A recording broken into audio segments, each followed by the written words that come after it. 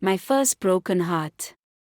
New Abozi Okai 1 JSS stood like a stubborn relic between the ceaseless bustle of Esrodanho and the chaotic swirl of Etiko Junction. Dust rose with every passing trotro, hawkers shouted with full lungs, and the scent of fried plantain floated like a hymn through the air. But for Eliakim, the world inside the school walls had begun to change because of him. Osei. He was 2 years her senior, but shorter than most boys in his year, with a stocky build and a bounce in his step that made him easy to notice.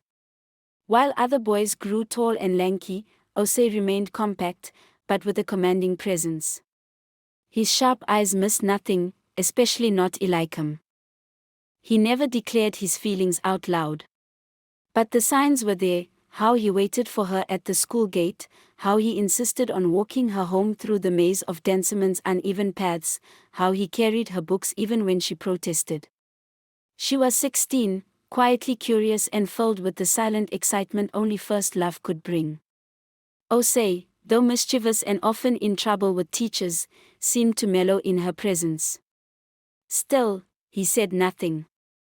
And then he was gone. He completed JSS in 1994 and left for senior high school without a word of confession, just a lingering look on his last day that burned itself into her memory. Time crawled forward. Eliakim stayed focused, moved through her days with the quiet discipline her mother instilled in her. But every now and then, she'd think of Osei and wonder if she'd ever see him again. She did. It was an overcast Thursday near the Dancerman roundabout. The skies were moody and low-hanging, the kind that warned of evening rain. Eliakim was walking home with a bag of oranges when she nearly walked past him, shorter than she remembered, but still unmistakably Osei. He smiled, that same crooked grin from JSS, and said her name like he'd been saving it. Eliakim. They stood there, beneath the heavy sky, suspended in time. He told her everything, how he had admired her all those years, how fear had held his tongue. But now, he was speaking. And when he told her he loved her, the world around her went quiet. She said yes. And so it began. At first, Osei was attentive. Overly so. He showed up with roasted yam, mixtapes with his favorite songs, and endless stories. He walked her to choir rehearsals, called her late at night, left notes in her bag. She felt special, chosen, like the lyrics in those sweet Ghanaian love songs. But the sweetness soured quickly. Whispers began. First from the girl who sold water at the corner. Then from classmates. Then from her own instincts. Osei, it turned out, had a roaming eye and an even busier schedule than she realized. Rumors of girls from Choka, Metihiko, even Mamprobi, started to fill her ears like static. She ignored them, until she couldn't. She caught him first with a stranger, then with someone much closer, Rita. Her own friend. The sight of them together, fingers entwined, too close for coincidence, cracked something deep inside her. It was not just betrayal. It was humiliation. When she confronted him, his reaction was a twist of the knife. "You're too sensitive," he snapped. "I'm not ready to be tied down." And just like that, he ended it. She begged, only once, but it felt like begging the wind. He had made up his mind. Even Kina, their loyal mutual friend, couldn't sway him. Eliakim was devastated. There is no pain like the first time your heart breaks, a hollowing out of everything you thought was true. Her world, once colorful with hope, turned gray. But worse than the pain was the habit she couldn't break. She walked past his house almost every day.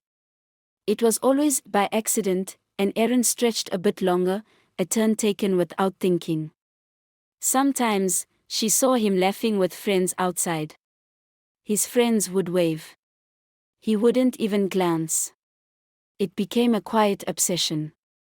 A ritual of heartbreak. Until, slowly, the pull weakened. The visits stopped.